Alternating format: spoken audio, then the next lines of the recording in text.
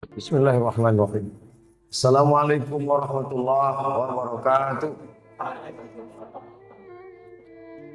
Alhamdulillah wassalatu wassalamu ala Rasulillah Sayyidina wa Maulana Muhammad ibn Abdullah wa ala alihi wa sahbihi wa man tabi'ahu wa mawala. Ada agama yang diambil namanya dari tokoh orang. Contohnya Zoroaster. Agama Zoroaster ini berkembang di Persia. Diambil dari nama nabinya namanya Zarathustra. Nama nabi Zarathustra, nama agama Zoroaster. Kemudian Kristen diambil dari nama tokohnya, yaitu Yesus Kristus, dari Kristus, Kristen. Kemudian Nasrani. Nasrani diambil dari nama daerah. Satu daerah di Palestina namanya Nazaret. Nasirah tulisan Arabnya. Nazaret. Lalu kemudian berubah menjadi Nasrani. Nama tempat, nama daerah. Ada diambil dari nama tokoh lagi. Nama agama itu Konghucu. Dari tokohnya Konfuse. Konghucu, Konfusius. Lalu kemudian ada seorang laki-laki bernama Siddhartha Gautama. Siddhartha Gautama bersemedi di bawah pohon Bodhi, mencapai the likeness pencerahan, lalu diberi gelar Sang Buddha. Menjadi agama, nama agama Buddha. Ada agama diambil dari nama suku dan nama orang yang melahirkan keturunan. Nabi Ibrahim punya anak namanya Ishak. Ishak punya anak namanya Yakub. Yakub punya anak namanya Yusuf. Yusuf punya saudara namanya Yahuza. Cucu cicit Yahuza disebut dengan Yahudi. Menjadi nama agama, agama Yahudi. Nama orang sekaligus nama bangsa.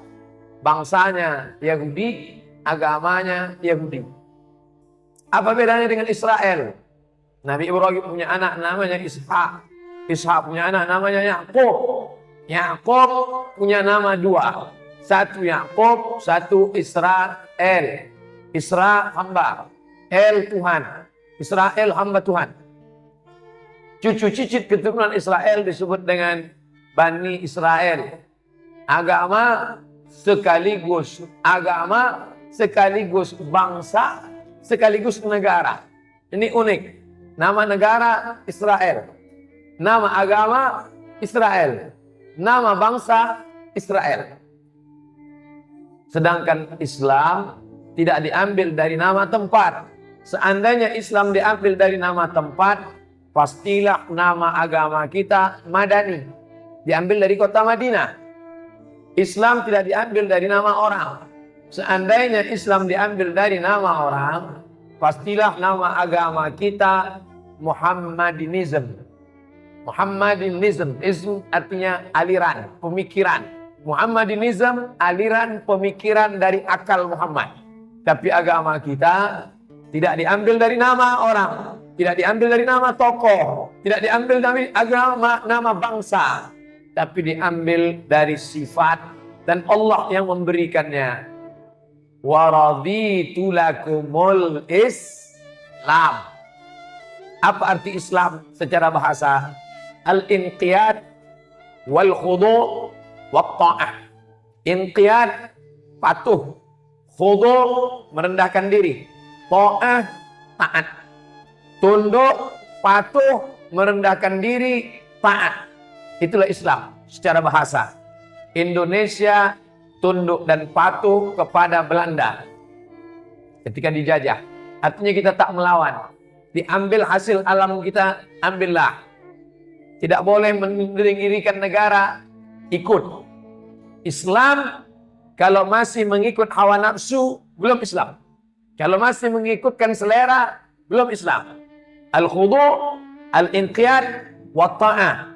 Tunduk, patuh, istislam. Berserah diri kepada Allah Subhanahu wa ta'ala. Maunya kita malam ini duduk santai di depan TV. Karena sudah capek bekerja Senin, Selasa, Rabu, Kamis, Jumat. Weekend, hari libur. Duduk santai, nonton TV, pakai celana pendek, berbuat sesuka hati. Itu mengikut hawa nafsu, tidak Islam. Kalau Islam, al-khudu', inqiyad, wa ta'ah, istislam. Ikut aturan Allah. Kata Allah, kau pergi ke masjid, mandi, berwudu, tutup aurat, berzikir, ikut pengajian. Malam ini kita sedang Islam. Berserah diri hanya kepada kehendak Allah, bukan mengikut kehendak manusia. Adapun Islam menurut istilah adalah at-ta'abbud, menghambakan diri ilallah, kepada Allah, bil ibadat, dengan ibadah-ibadah, kama syara'ahullah, sebagaimana disyariatkan Allah Subhanahu wa taala, ilal anbiya, kepada para nabi-nabi yang dulu. Islam bukan agama yang dibawa oleh Nabi Muhammad saja. Yang dibawa oleh Nabi Ibrahim, Islam. Apa nama agama Nabi Ibrahim? Islam. Apakah iya Nabi Ibrahim itu Islam? Ya. Mana ayatnya? Makana Ibrahimu Yahudiyan wala Nasraniyan. Ibrahim tidak Yahudi, Ibrahim tidak Nasrani. Lalu apa agamanya? Walakin kana hanifan musliman. Dia Muslim. Nama agamanya Islam. Orang yang beragama Islam itu disebut dengan Muslim. Apa agama Nabi Sulaiman? Islam. Mana dalilnya? Karena Ratu Bilqis ketika mau datang ke Sulaiman, dia berkata, Aslamtu ma'as Sulaiman. Aku ikut masuk Islam bersama Sulaiman. Tapi Islamnya Sulaiman, Islamnya Musa, Islamnya Isa, Islamnya Ibrahim tak sama dengan Islamnya Muhammad SAW dalam syariat. Dalam akidah sama. Ibrahim, Idris, Nuh, Hud, Saleh, Ilyas, Ilyasa, Zakaria, Musa, Yahya, Isa, Daud, Sulaiman, Zulkifli, Ayub. Semua akidahnya sama. La ilaha illallah. Tapi cara ritual ibadah, Nabi Sulaiman meninggal tegak berdiri. Dari mana orang tahu Nabi Sulaiman tegak berdiri?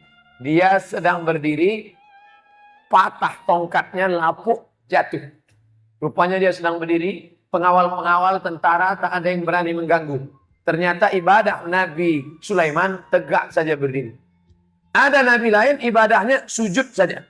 Sedangkan ibadah Nabi Muhammad SAW gabungan dari semua syariat yang sebelumnya. Dalam sholat ada tegak, dalam sholat ada ruku, dalam sholat ada sujud, dalam sholat ada duduk, dalam sholat ada tasyahud, dalam sholat ada iktidal. Itulah mengapa agama Islam ini merupakan last edition, edisi revisi terhadap buku-buku sebelumnya. Cetakan 1. Revisi, cetakan 2. Revisi, cetakan 3. Jadi kalau sudah bicara tentang Islam, jangan benturkan Islam dengan Nabi Isa. Jangan tabrakkan Islam dengan Nabi Musa. Karena Musa Islam, Isa Islam, Ibrahim Islam, dan Muhammad Islam. Islam akidah, la ilaha illallah. Islam syariah, sempurna cara ibadah, salat, zakat, puasa, haji pada zaman Muhammad sallallahu alaihi wasallam. Oleh sebab itu agama Islam itu namanya Masjid Islamic Center. Komplek Islamic Center Bangkinang, Kabupaten Kampar. Di dalam komplek ini ada masjid, ada kantor MUI, ada kantor Basnas, ada kantor-kantor, ada pasar, ada ruku. Begitu juga dengan Islam. Nama kompleknya Islam.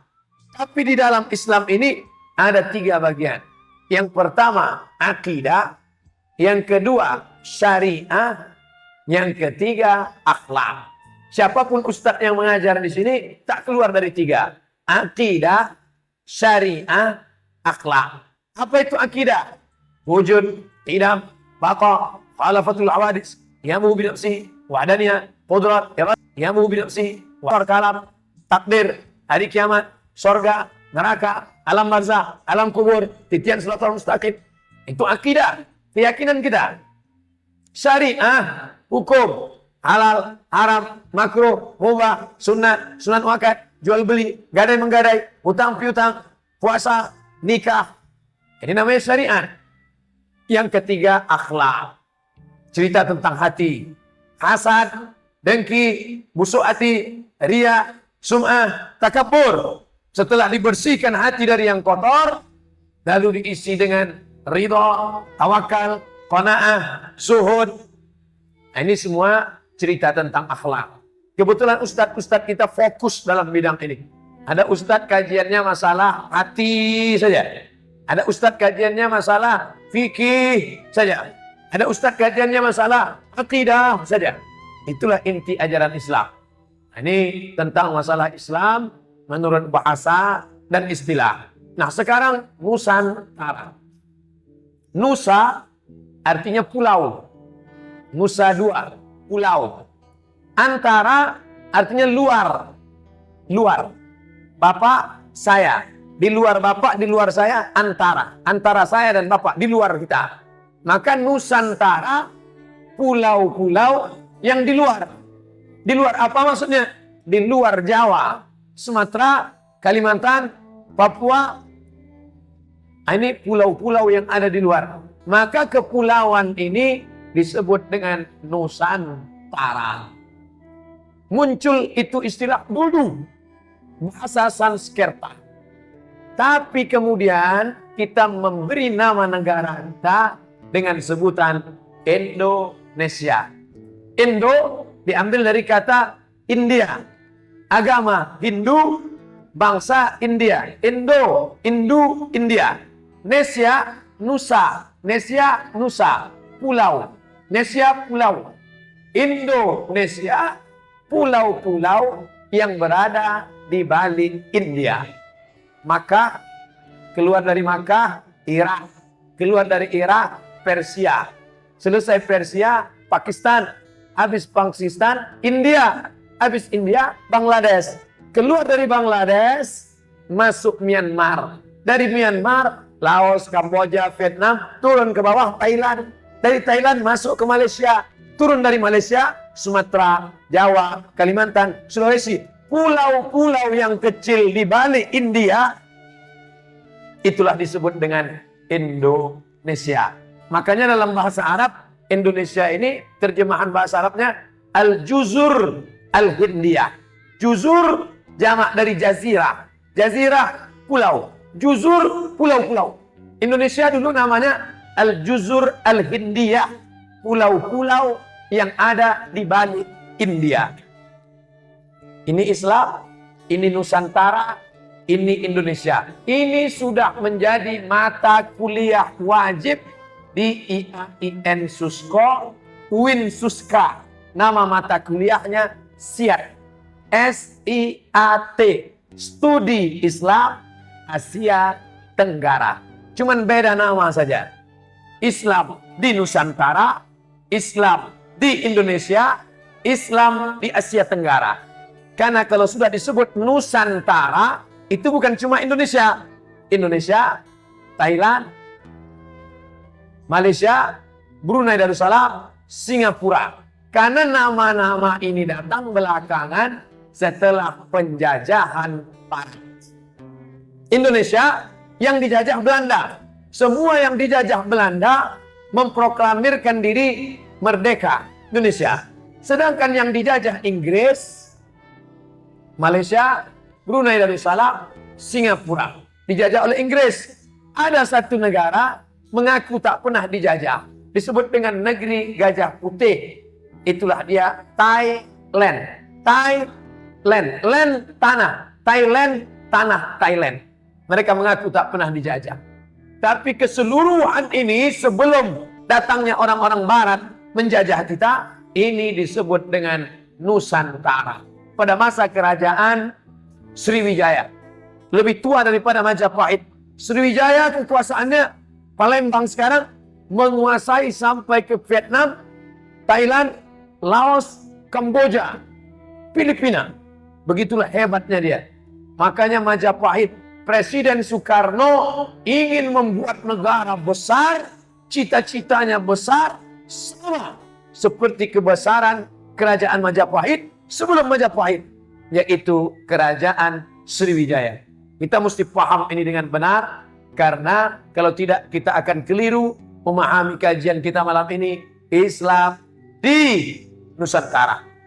Adakah bedanya dengan Islam yang ada di Makkah, di Madinah? Sama. Karena sama-sama asyhadu an la ilaha illallah wa asyhadu anna Muhammadan Rasulullah.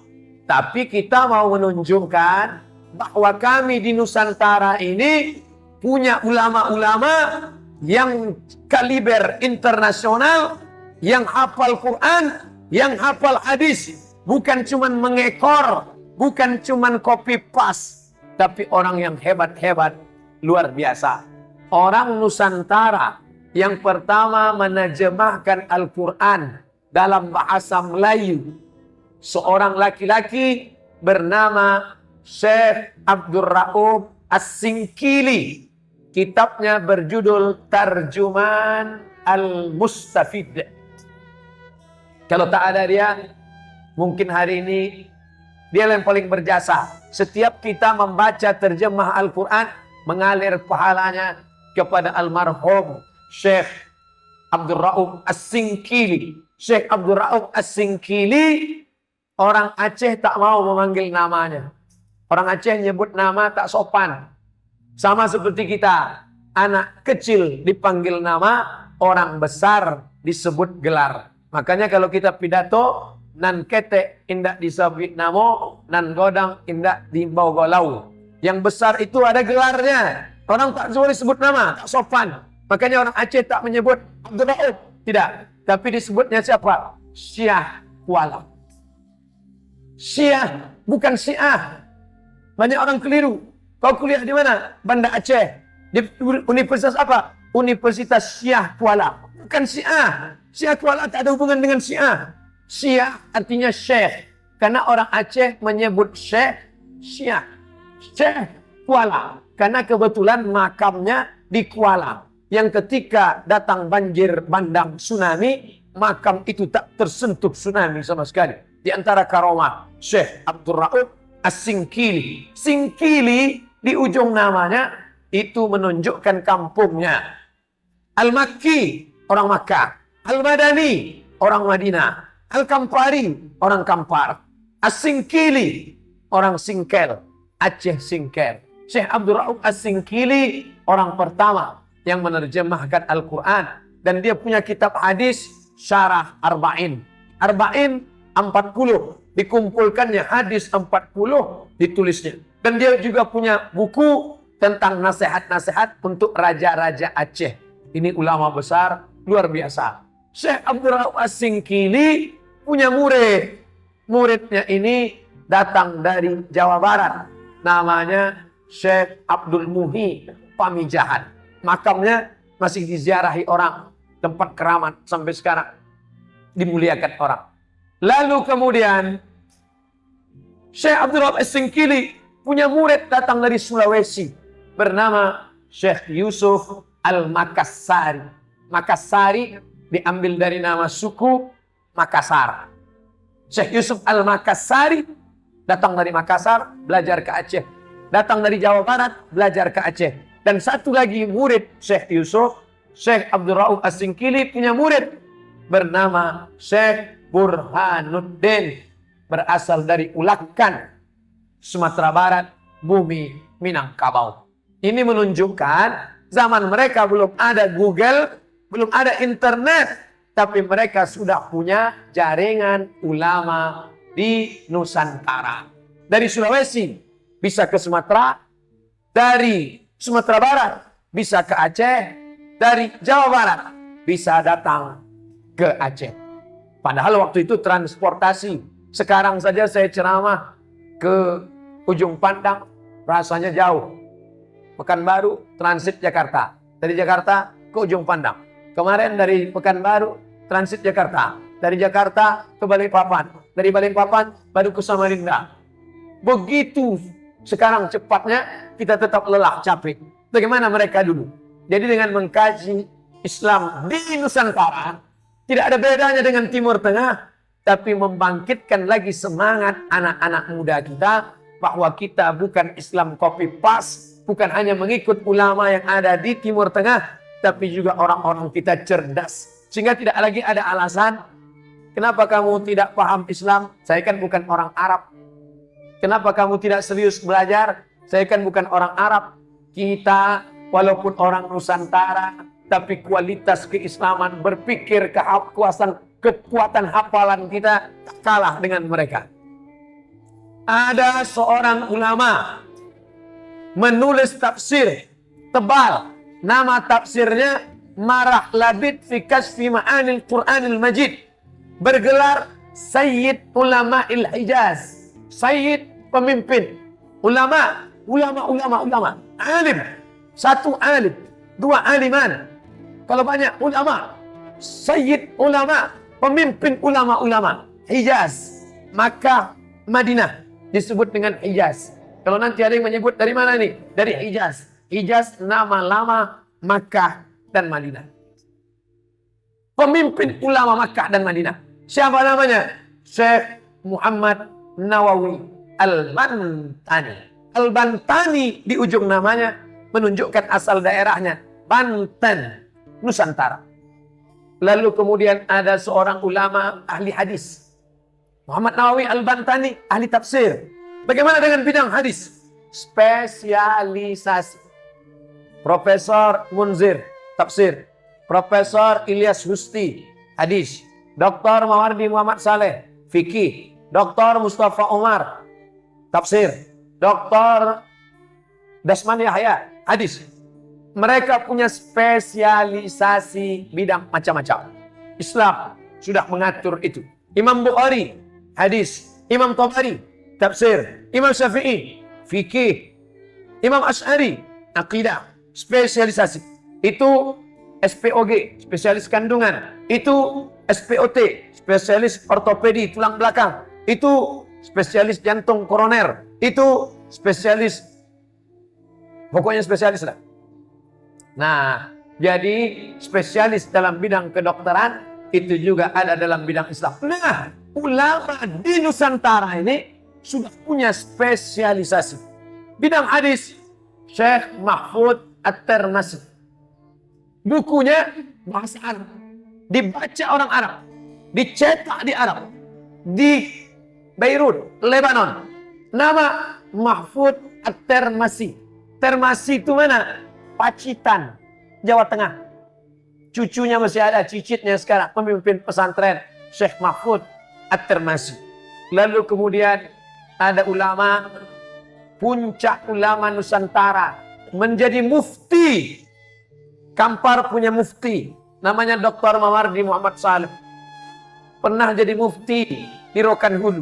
Mufti diambil dari kata fatwa. Kalau sudah mufti mengeluarkan fatwa, tak boleh ada ustadz lain yang mengeluarkan fatwa. Kita punya mufti. Oleh sebab itu ada acara, masyarakat bertanya, mufti menjawab. Di Pekanbaru, Ustadz Mawardi punya acara. Di Masjid Ar-Rahman, Jalan Sudirman. Anda bertanya, mufti menjawab. Fatwa. Mufti mazhab Syafi'i di Makkah Al-Mukarramah, di Masjidil Arab. Imam Masjidil Arab. Imam besar Masjidil Arab, mufti dalam mazhab Syafi'i. Namanya Syekh Khatib Al-Minkabawi. Minkabawi di akhir namanya menunjukkan asal kampungnya Minangkabau. Dan dia punya murid-murid dari Nusantara datang ke Makkah. Saya tak sebut Indonesia karena mereka datang ke Makkah sebelum Republik Indonesia berdiri. Proklamasi Bung Karno hari Jumat tanggal 17 Agustus 1945. Sedangkan mereka sudah menjadi imam di Masjidil Arab sebelum 1945. Syekh Ahmad Khatib Al-Minkabawi meninggal tahun 1926. Jadi bercerita tentang Islam di Nusantara, bercerita tentang ulama-ulama, tentang penyebaran Islam. Nah, Islam sudah saya jelaskan. Nusantara sudah saya jelaskan. Ulama-ulamanya sudah. Sekarang pembahasan kita mewaspadai modus perusakan Islam. Islam di Nusantara. Bagaimana cara merusaknya? Ada 5 langkah merusak Islam di Nusantara. Ini yang akan kita bahas sampai azan Isya. Kalau tak selesai azan, kita tetap sholat Isya. Sholat Isya. Habis sholat Isya kita lanjutkan lagi. Habis itu baru kita buka tanya jawab. Yang pertama, Islam di Nusantara dirusak dengan cara bahwa Islam datang belakangan. Itu cara yang pertama. Kalian ini Islamnya belakangan. Sedangkan kami Islamnya duluan. Dikatakan kita Islam pada abad ke-15. Kalau kita Islam abad ke-15, berarti kita baru Islam 500 tahun. Sekarang 2018, 21. Berarti kita Islam baru 500 tahun. Sedangkan Nabi Muhammad datang ke Makkah sudah 1500, hampir 1439. Menunjukkan bahwa kalian baru saja Islam. Baru sepertiga. 500, 500, 500. 1500. 1000 tahun yang lalu kalian baru Islam 500 tahun. Ini keliru. Dari mana mereka mengatakan kita baru Islam 500 tahun? Dari sejarah Wali Songo. Karena Wali Songo itu abad 14-15. Saya tak cerita Hijriah. Kita sekarang cerita tentang Masehi. Karena mereka yang ingin merusak Islam di Nusantara memakai istilah Masehi.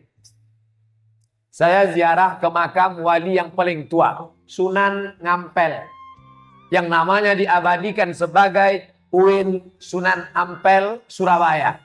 Ziarah saya ke makam abad ke-14-15. Kata mereka, kalian baru Islam abad 14-15. Ini buktinya Islam baru berkembang sejak datangnya Wali Songo. Maka ini terbantahkan. Argumentasi ini terbantahkan dengan ditemukannya makam raja pertama Aceh bernama Malikul Saleh. Nama aslinya Meraselu. Meraselu. Setelah masuk Islam, dirubah nama menjadi Malikul Saleh. Malik, raja. Saleh, raja yang soleh. Saya sampai ke makamnya di Aceh. Saya lihat makam ada di situ. Ternyata dia jauh lebih tua. Abad 12-13. Yang ini 14-15. 14-15. Mundur ke bawah. 12-13. 200 tahun sebelum Wali Songo. Aceh lebih tua. Artinya apa? Mulai kita diragukan. Kita ragukan teori mereka. Kalau kalian katakan kami baru Islam abad 15, kalian keliru. Bagaimana mungkin orang baru Islam abad 15 sudah ada rajanya abad ke-12? Lalu mereka pun mengatakan, oh, kalau begitu kalian Islam baru 700 tahun. Kenapa? Abad 12-13. Abad 21. Kalau gitu kalian baru Islam 200 tahun.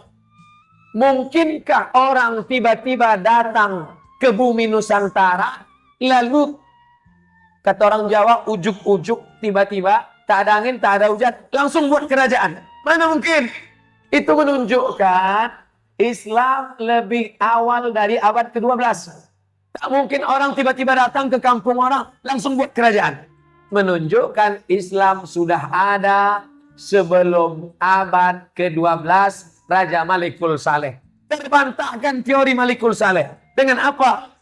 Ditemukannya makam Syekh Burhanuddin Kampar Kiri. Setelah lipat kain, masuk ke dalam Syekh Burhanuddin. Tak sama dengan Syekh Burhanuddin yang ada di Ulakan, Jawa, Sumatera Barat, Minangkabau, Pariaman. Syekh Burhanuddin Ulakan abad 17-18. Sedangkan Syekh Burhanuddin yang di Kampar Kiri 1111. 1111. Itu tahun lahirnya. Lahir Syekh Burhanuddin, dia bukan orang Kampar Kiri. Dia langsung dari Taif. Datang ke Kampar Kiri, menyebarkan agama Islam 1111. Sama dengan tahun meninggalnya Imam Abu Hamid Al-Ghazali, penulis kitab Ihya Ulumuddin. Apa artinya? Ketika Imam Al-Ghazali meninggal tahun 1111, Syekh Burhanuddin lahir membawa Islam ke Kampar Kiri. Itu pentingnya acara haul. Banyak orang membid'ahkan haul. Karena kata dia, ini apa nih menambah-nambah. Saya mengambil positif saja dari haul. Dengan haul itu kita tahu sejarah ulama. Dengan haul kita tahu bagaimana kontribusinya. Haul tak boleh. Haul bid'ah. Tapi memperingati perjuangan para ulama. Seminggu memperingati bagaimana Syekh Muhammad bin Abdul Wahab. Sepekan Muhammad bin Abdul Wahab. Apa bedanya dengan haul? Beda casing saja. Haul Syekh Abdul Ghani, haul Syekh Aidarus, haul Syekh Fulan. Itu sebetulnya tak lain tak bukan mengenalkan ulama ini kepada anak-anak kita. Supaya mereka mengerti, oh ternyata Islam kami lebih tua. Menjadi orang Riau, bangga. Kenapa? Karena tahun 111 nenek moyang kita di Kampar Kiri sudah Islam. Ternyata teori Kampar Kiri terbantahkan. Wali Songo abad 14-15, ada yang lebih tua. Malikul Saleh abad 12-13, ada yang lebih tua. Teori tentang Syekh Burhanuddin 1111, ada yang lebih tua. Apa dia? Ditemukan batu nisan di pantai Barus, Tapanuli Tengah. Namanya Tapanuli, tapi penduduknya tidak Batak, Melayu, pesisir, pakai bahasa Melayu. Ini Pulau Sumatera, ini pantai barat, ini pantai timur. Pantai barat yang langsung ke Aceh, yang langsung pantai barat, yang langsung ke India, langsung ke Makkah. Ternyata ditemukan batu nisan bertuliskan Fatimah. Artinya ada perempuan Arab Islam bernama Fatimah. Sudah sampai tahun 200 Hijrah. Kalau Nabi Muhammad itu lahir 571, tambah 63 tahun, 200 tahun sesudah itu. Artinya apa? 571 tambah 63 tambah 200 tahun. Berarti orang Arab sudah sampai ke pantai Barus, Pulau Sumatera pada abad ke-7 Masehi. 1111, mundur 10, mundur 9, mundur 8. Abad ke-7 sudah sampai. Disepakatilah dalam sebuah seminar. Dan yang mempresentasikan seminar itu salah satunya Buya Hamka. Disepakati hasil seminar di Medan, Sumatera Utara tahun 60-an. Bahwa Islam sudah sampai ke Pantai Barus, Sumatera, Tapanuli Tengah. Pada abad kedua Hijrah tahun 700 Masehi. Ternyata dibantah lagi. Lebih awal lagi Islam datang. Siapa? Profesor Dr. Nakwib Al-Attas. Kata dia, Islam sudah sampai ke Sumatera. Orang Arab sudah sampai ke Sumatera sebelum Nabi Muhammad sallallahu alaihi wasallam lahir. Dari mana? Karena orang Mesir datang berlayar dari Afrika Utara untuk mencari salah satu getah kayu. Getah kayu ini kalau diletakkan di lemari, maka tikus tak berani masuk, kecoa tak masuk. Getahnya yang disebut dengan kapur. Kapur itu karena berasal dari Barus, maka disebut dengan kapur Barus. Kapur Barus diambil orang Mesir, dibawanya ke kampung mereka karena mereka mau mengawetkan mayat. Kenapa mayat mumi raja-raja tak dimakan ulat? Karena mereka memakai kapur Barus. Jadi Bapak Ibu kalau mau jasadnya tak dimakan ulat, makanlah kapur Barus mengganti kapur sirih. Artinya apa? Teori mereka yang mau merusak Islam di Nusantara, bahwa kalian Islam datang belakangan, bahwa Islam kalian tidak original, bahwa Islam kalian ini belakangan, terbantahkan dengan penelitian. Bahkan kata Profesor Nakwib Al-Attas dari Malaysia, Islam sudah sampai ke negeri kita pada masa tabi'in, pada masa sahabat bahkan ada satu kata dari Nusantara masuk ke dalam bahasa Arab. Selama ini yang kita tahu, kata dari bahasa Arab masuk ke Nusantara. Contoh, DPR. DPR itu murni bahasa Arab. Dewan Perwakilan Rakyat. Dewan bahasa Arab. Wakil bahasa Arab. Rakyat bahasa Arab. Jadi Dewan Perwakilan Rakyat itu bahasa Indonesianya mana? Pesamaan. Itu aja. Yang lain bahasa Arab. Dewan Perwakilan Rakyat. Itu kata Arab yang masuk ke Nusantara. Tapi ini aneh. Dibalik. Kata dari Nusantara yang masuk ke Arab. Apa dia? Kafur. Kafur diambil dari kata kapur yang ada dari barus. Bukan kata Abdul Somad. Kalau Abdul Somad yang menyampaikan, itu ngawur. Itu kan Ustadz Subhat tak jelas itu kajian. Saya menjelaskan tentang bagaimana membantah orang yang mengatakan bahwa kita Islam terlambat, Islam datang belakangan. Ini harus dikaji. Mohon maaf, malam ini kajian agak berat sedikit. Bukan salah saya, salah panitia. Kenapa kasih judul ini? Kalau mau yang ringan-ringan, judul kajian kita tentang sabar, tentang ridho, tentang tawakal, tentang bagaimana menghadapi malaikat maut, sakaratul maut. 2. Dikatakan bahwa Islam di Nusantara terpisah dari Arab. Maka ini terbantahkan sama sekali. Karena apa? Karena Islam di Nusantara punya ciri khas. Apa dia? Akidah 3. Akidah, syariah, akhlak. Akidahnya Asy'ari, fikihnya Syafi'i, akhlaknya Junaid al-Baghdadi dan Abu Hamid al-Ghazali. Itu dirumuskan.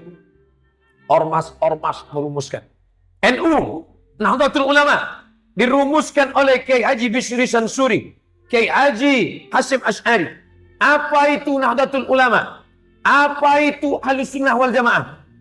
Akidahnya Asy'ari, Asy'ari dari Timur Tengah, dari Arab. Fikihnya Syafi'i, Syafi'i pula dari Arab. Dan tasawufnya Junaid al-Baghdadi dan Abu Hamid al-Ghazali. Ghazali pun dari sana. Kitab fikihnya, fikih Syafi'i, Al-Um, mazhab Syafi'i, Imam Nawawi. Kitabnya Al-Majmu' Syarah Mu'azzab, menjadi bacaan wajib di pesantren-pesantren, I'anatul Talibin, dari sana. Oleh sebab itu kita mau mengatakan, isu kalian yang pertama, bahwa kalian katakan Islam kami terlambat datang, tidak benar. Kami juga sama kuatnya dengan yang lain. Yang kedua, bahwa Islam kami terpisah. Ini Islam di Nusantara, ini Islam di Arab. Tidak. Dia punya connecting yang tak terbantahkan, tak putus sama sekali. Dia bermuara. Ini hulu, ini hilir. Maka dia berasal dari tempat yang sama, tidak bisa dipisah-pisahkan. Kalau mau cerita ini, pergilah ke pondok-pondok pesantren, tengok bagaimana ADART ormas-ormas. Perti. Kita bicara Perti karena yang besar tempat kita Perti. Bagaimana Perti? Perti itu jelas akidahnya Asy'ari, fikihnya Syafi'i, tasawufnya Junaid al-Baghdadi, Abu Hamid al-Ghazali, tarekatnya lebih khusus lagi. Tarekatnya Naqsyabandiyah. Jadi kalau ditanya mana yang lebih umum antara Perti dengan NU, lebih khusus Perti. Perti menyebutkan nama tarekat, menyebutkan nama mazhab. Sedangkan NU tidak. NU tak ada menyebut nama tarekat, tak ada menyebut nama mazhab. Akidah Asy'ari, fikih 4 mazhab, dan tasawufnya Junaid al-Baghdadi dan Abu Hamid al-Ghazali. Kalau Perti tidak disebutkannya. Fikihnya Syafi'i, akidahnya Asy'ari, tasawufnya al-Ghazali, tarekatnya Naqsyaband. Perti. Sumatera Utara Al-Wasliyah. Al-Wasliyah juga khusus. Al-Wasliyah akidahnya Asy'ari, fikihnya Syafi'i, tasawufnya Junaid al-Baghdadi dan Abu Hamid al-Ghazali. Kenapa yang 3 ini bisa sama? Perti Sumatera Barat, Al-Wasliyah Sumatera Utara, NU Jawa Timur. Kenapa 3 ormas bisa sama? Karena kalau diurut-urut ke atas, mereka belajar dari tempat yang sama, Makkah Al-Mukarramah, Masjidil Haram. Siapa pendiri NU? Hasyim Asy'ari. Kiai Hasyim Asy'ari murid siapa? Murid Syekh Ahmad Khatib Al-Minkabawi. Turun nasabnya ke bawah menjadi Nahdlatul Ulama. Perti, kenapa bisa sama? Kenapa bisa mirip? Perti didirikan oleh Inye Canduang. Inye Canduang, Sulaiman Ar-Rasuli. Sulaiman Ar-Rasuli, murid langsung dari Syekh Ahmad Khatib Al-Minkabawi. Sezaman dengan Kiai Haji Hasyim Asy'ari. Al-Wasliyah, Medan, Sumatera Utara. Kenapa bisa mirip? Kenapa sama? Karena pendiri Al-Wasliyah, Syekh Ismail Banda, Syekh Muhammad Arsyad Talib Lubis, murid langsung dari mufti Kerajaan Melayu Delhi Medan. Siapa nama muftinya? Syekh Hasan Maksud. Syekh Hasan Maksud, murid langsung dari Syekh Ahmad Khatib Al-Minkabawi. Maka nampaklah sanad, begitu pentingnya ilmu sanad. Apa itu sanad? Kamu dapat dari siapa? Dari guru saya. Guru kamu dari siapa? Dari guru. Maka siapa yang tak bersanad, dia akan mudah terbantahkan. Dia akan dibantah keislamannya. Islam di Nusantara tidak dapat dibantah karena punya sanad yang jelas. Al-isnad minad din. Sanad bagian dari agama. Lawan al-isnad laqala man syaa ma syaa. Begitu kata Abdullah bin Mubarak. Kalau kamu tak punya sanad, maka kamu akan punya keterputusan sanad, ngomong bicara semaunya saja karena tak punya sanad. Sanad bidang hadis, sanad bidang fikih, sanad bidang akidah. Pertama, mereka katakan Islam kita datang belakangan. Bantah bahwa kita juga sudah lama sampai Islam Nusantara. Yang kedua, dikatakan Islam di tempat kita ini tak ada hubung kait connecting. Tak ada ketersambungan dengan yang ada di Timur Tengah, di Arab. Dibantahkan bahwa semua ormas-ormas ulama-ulama ini punya sanad. Maka istilah sanad berguru, buku berijazah mesti terus dikembangkan. Yang ketiga, bagaimana cara merusak Islam di Nusantara ini? Dengan cara merusak akidah. Akidahnya dirusak. Dikatakan Tuhan itu tiga. Dibantah Allah dalam Quran. Laqad kafara alladhina qalu innallaha salisu salasah. Kafirlah orang yang mengatakan salisu salasah. Tiga dalam satu, satu dalam tiga. Quran itu yang bicara. Maka semua yang merusak akidah. Laqad kafara alladhina qalu innallaha huwal masih ibnu Maryam. Kafirlah orang yang mengatakan bahwa Allah itu adalah Al-Masih, anak Maryam. Mau diamandemen itu Quran. Mau dihilangkan itu ayatnya. Mau ditipek, mau digunting. Maka datang kelompok ini mengatakan begini. Bantah dengan ayat-ayat Al-Quran. Dibaca dalam solat-solat. Dibaca dalam pengajian-pengajian. Datang lagi yang merusak. Ini pertama merusak akidah tentang masalah Allah. Datang lagi kelompok merusak tentang masalah takdir. Yang ini mengatakan takdir tak ada. Siapa dia? Neo Mu'tazilah. Ini mengatakan Tuhan tiga dalam satu, satu dalam tiga. Ini mengatakan Tuhan itu tak menetapkan takdir. Orang berbuat sekehendaknya saja. Mu'tazilah. Yang satu lagi pula mengatakan bahwa kita berserah kepada takdir. Jabariyah. Bertolak belakang dengan Mu'tazilah. Yang satu mengatakan Qadariyah. Tak ada takdir. Qadariyah. Mengkristal menjadi Mu'tazilah. Yang satu mengatakan kita berserah kepada takdir. Sampai-sampai dia berzina pun kena takdir. Kenapa kau berzina? Allah sudah mentakdirkan aku berzina. Kenapa kau mencuri? Sebetulnya aku tak mau mencuri. Allah mentakdirkan aku mencuri. Jabariyah. Ini Mu'tazilah, Qadariyah, Jabariyah. Datang pula lagi Syiah mengatakan bahwa rukun iman setelah Nabi meninggal harus digantikan Sayyidina Ali. Ali meninggal digantikan oleh Sayyidina Hasan. Hasan meninggal digantikan Sayyidina Husain. Husain meninggal digantikan oleh Sayyidina Zainal Abidin. Zainal Abidin meninggal digantikan oleh Imam Muhammad Al-Baqir. Baqir meninggal digantikan Ja'far Shadiq. Ja'far Shadiq meninggal digantikan oleh Musa Al-Kazim. Ada 12 imam. Siapa yang tak percaya kepada imam yang 12, maka kafirlah dia. Ini diserang.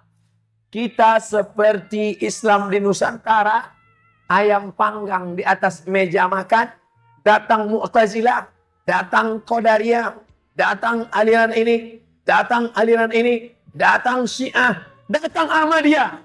Mengatakan setelah Nabi, ada lagi Nabi terakhir. Dialah Mirza Ghulam Ahmad. Ini Islam di Nusantara menjadi perebutan. Datang lagi satu kelompok mengatakan masing-masing mengklaim dia dengan surganya.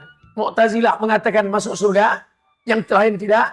Qadariyah mengatakan masuk surga, yang lain tidak. Syiah mengatakan ya Ahlus Sunnah tak masuk surga. Datang lagi yang mengatakan semua masuk surga. Mu'tazilah, kalian tak usah ribut-ribut, masuk surga. Qadariyah, tak usah ribut-ribut, masuk surga. Syiah, tak usah ribut-ribut, masuk surga. Ini, tak usah ribut, masuk surga. Siapa dia? Liberal. Liberal ini mazhab yang paling enak. Semua masuk surga. Ini dirusak, ini Islam di Asia Tenggara dengan modus-modus yang bermacam ragam ini. Siapa yang mau menyelamatkan umat ini dari akidah-akidah yang rusak? Maka dikirimlah anak-anak kita untuk belajar agama Islam melalui tes Kementerian Agama. Anak dari Kabupaten Kampar lulus akan berangkat ke Mesir, Al-Azhar, akan berangkat ke Maroko, Darul Hadis, Qarawiyyin, akan berangkat ke Tunisia. Yang jadi masalah, apa masalahnya? Mau berangkat nanti tinggal di asrama, beasiswa tak cukup, untuk tiket pesawat, ujung-ujung kajiannya ya dana.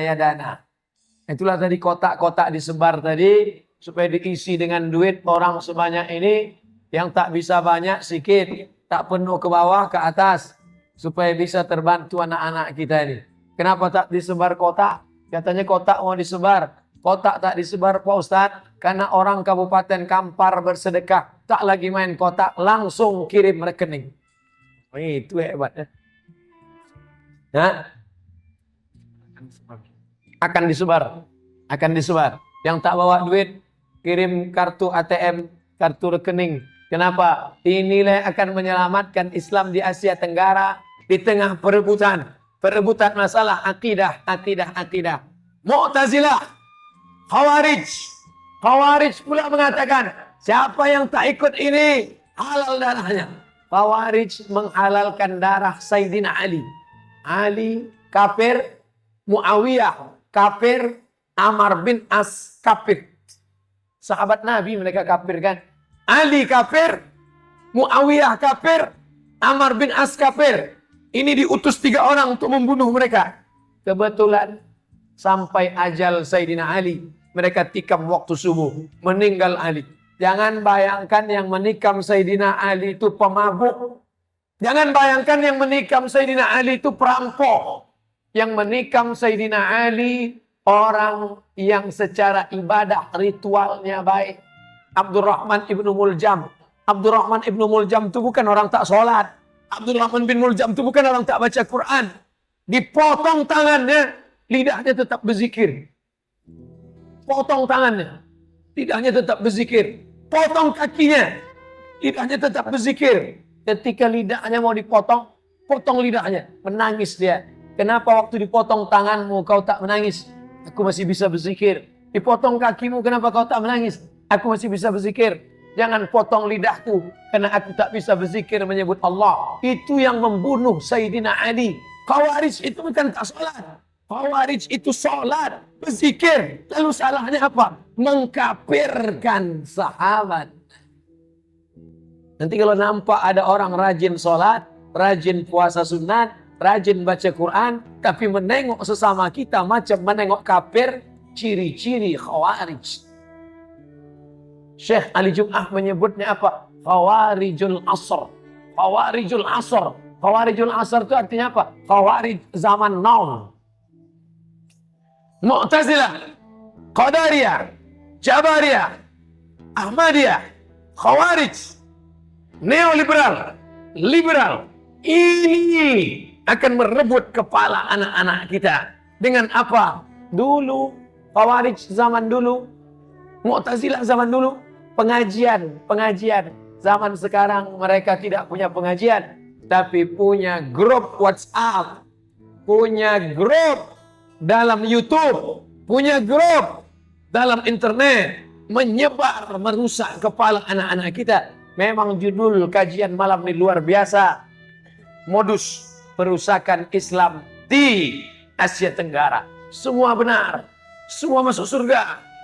Jangan kapling-kapling surga. Liberal, na'udzubillah. Oleh sebab itu maka ini mesti kita jaga anak-anak kita dengan masuknya ke pondok-pondok pesantren. Isu pertama, Islam datang belakangan, sudah dibantah. Isu kedua, beda antara di Nusantara dengan di Arab, sudah terbantah. Isu ketiga, merusak dengan aliran-aliran perusak akidah. Yang keempat, apa dia? Dibangkitkan masalah khilafiyah. Masalah usolli tak usolli. Masalah imsak. Masalah menengok anak bulan ru'yah atau hisab. Masalah angkat tangan. Masalah mengusap wajah. Masalah kunut subuh. Ini sudah khatam. Kaji ini sudah khatam. Bagaimana solusinya? Diobok-obok dengan masalah furu'. Masalah khilafiyah. Apa solusinya? Kajian sudah merata-rata. Di internet, di TV, di radio. Masing-masing menghujat. Tidak ada solusi selain daripada tajamkan mazhab Syafi'i. Kuatkan mazhab Syafi'i. Kitab pertama, khatamkan takrib. Khatamkan dulu matan takrib. Tamat takrib, naik Fathul Qarib. Khatam Fathul Qarib, naik I'anatul Talibin. Khatam I'anatul Talibin, masuk mahal. InsyaAllah, setahun takrib, setahun Fathul Qarib, setahun I'anah, setahun mahal. Kuat mazhab Syafi'inya, silakan baca mazhab Hanafi, mazhab Maliki, mazhab Hambali. Macam mana tidak kacau, error, baling-baling di atas bukit. Fikih apa yang dibaca? Yang dibaca fikih Islam Sulaiman Rashid bahasa Indonesia. Itu buku yang selalu saya anjurkan. Fikih Islam Sulaiman Rashid selalu saya anjurkan untuk pemula yang tak tahu mana rukun, mana syarat, mana wajib, mana sunat. Pertanyaannya, Ustaz, kalau saya sholat nggak baca Allahu Akbar kabira, sah apa tak sah? Inilah yang paling rendah. Tak tahu dia mana rukun, mana syarat, mana wajib, mana sunat. Ini tradisi membaca kitab sudah hilang. Dulu pesantren Tawalib Padang Panjang, pesantren Mustafawiyah Purba Baru, pesantren Darun Nahdah, Islamic Center Buya Bakhtiar Daud. Dibaca ini matan takrib, Fathul Qarib, I'anatul Talibin, Mahalli, masak di kepala santri-santri. Kenapa sekarang tidak ada? Karena guru-gurunya tidak lagi serius mengajarkan ini. Berjumpa saya sama guru-guru tua yang mengajar di pesantren tua. Ustaz, kami ini tidak PNS. Pagi kami menakik gotah dulu. Balik mandi baru mengajar I'anatul Talibin. Honorer. Kenapa Bapak tetap mengajar? Karena mengharapkan barokah tuan guru-guru dulu. Sekarang barokah itu tak ada. Makalah. 16 tatap muka. Potong mid semester, potong semester. Mau dapat apa? Saya bukan mencela SKS, sistem kredit semester. Presentasi, makalah. Alhamdulillah. UIN Suska. Bagaimana anak-anak bisa baca kitab? 6 SKS PBA, bahasa Arab. Semester 1, semester 2, semester 3. Tanamkan bahasa Arab. Nanti semester berikutnya belajar dia di Ma'had Al-Jami'ah. Dr. Masyhuri. Artinya dulu tidak di pesantren, tak paham fikih Syafi'i, masakkan balik di kampus. Malam, apa kerja? Kosong. Khatamkan kitab. Khatamkan matan takrib. Khatamkan Fathul Qarib. Khatamkan I'anatul Talibin. Khatamkan. Kelemahan kita bahasa Arab. Maka dari awal balik, apa dia? Nahul wadih. Habis itu matan jurmiyah. Habis itu Kawakibut Duriyah. Habis itu naik kepada Imriti. Habis itu barulah masuk kepada Syarah Ibnu Aqil. Kalamun lafzun mufidun kastaqim ismun wa fi'lun summa harfunil kalim. Ini sudah mati tradisi ini. Alhamdulillah, Kementerian Agama mengakui pondok pesantren yang tak ada pendidikan umum, hanya formal saja dalam program namanya PDF, Pendidikan Diniyah Formal. Nanti kuliahnya di mana? Kuliahnya di Ma'had Ali. Selesai dia Ma'had Ali, maka insya Allah matang fikih syafi'inya. Tak goncang dia, datang serangan dari Hanafi. Kuat dia, datang istilah perbedaan mazhab. Ini sekarang orang pusing. Baru tobat semalam, langsung dibahaskan tentang kunut subuh bid'ah. Wa kullu bid'atin dhalalah, wa kullu dhalalatin finnar. Apa tak error, kacau. Menghina saudara dianggap sebagai ibadah. Membid'ahkan yang tak bid'ah dianggap sebagai ukhuwah. Ya kan kacau jadi. Maka kita pun kacau balau. Apa solusinya Pak Ustadz? Tidak ada jalan lain kecuali mengaji. Islamic Center Bangkinang Kampar sudah mengatasi masalah khilafiyah ini 5 tahun yang lalu. 5 tahun yang lalu saya sudah mengajar di majelis ini. Kitabnya kitab Imam At-Targhib wa Tarhib Al-Hafiz Al-Munziri. Saya diminta Dr. Mawardi dulu mengajar di sini seminggu sekali. At-Targhib wa Tarhib Al-Munziri. Lalu kemudian fikih dikaji Bidayatul Mujtahid wa Nihayatul Muqtasid, fikih perbandingan mazhab. Ustadz-ustadz sekabupaten Kampar, seprovinsi Riau silakan datang kaji dulu di kantor MUI semua. Masih ada lagi kajian itu sekarang. Alhamdulillah, untuk mengetahui kenapa ulama beda pendapat, kenapa sama-sama imam kok bisa beda mazhab, kenapa titik perbedaan ilat hukumnya di mana. Kalau tidak, kita akan hancur, diserang dengan kristenisasi, diserang dengan syiah, diserang dengan liberal. Kita masih juga lagi membahas masalah gerak telunjuk, bismillah sir dan jahar, menyalahkan yang tak salah, membid'ahkan yang tak bid'ah. Tak sepakat ulama mengatakan itu bid'ah, maka tak boleh kita bid'ahkan. Ketika kita katakan hai pelaku bid'ah, padahal tidak bid'ah, maka kita sudah memasukkan saudara kita sesama ahlus sunnah ke dalam neraka jahannam. 4, terakhir masalah yang kelima. Kalau nanti ada ustadz mengatakan ada 7, berarti ilmu dia lebih banyak. Kalau ada ustadz mengatakan cuma 3, berarti waktu dia lebih pendek. Ini ijtihad, saya ambil yang penting-pentingnya saja. Modus merusak Islam di Nusantara. Yang terakhir, yang kelima adalah akhlak anak-anak di Nusantara dirusak. Melalui apa? Internet, Twitter, BBM, WhatsApp, Instagram, TV, parabola. Kita tidak bisa mengharamkan TV. Karena TV ada hiburan, ada tontonan, ada tuntunan. Saya tak bisa mengharamkan FB. Karena kita juga mengasih pengumuman ceramah dari FB. Kita tak bisa mengharamkan grup WhatsApp.